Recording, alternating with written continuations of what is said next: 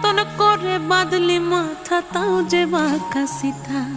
মেদিনীপুরে রায়না চিরন বাঁকুড়ার ওই ফিতা, আরে যতন করে বাঁধলি মাথা তাও যে বাঁকা সিথা।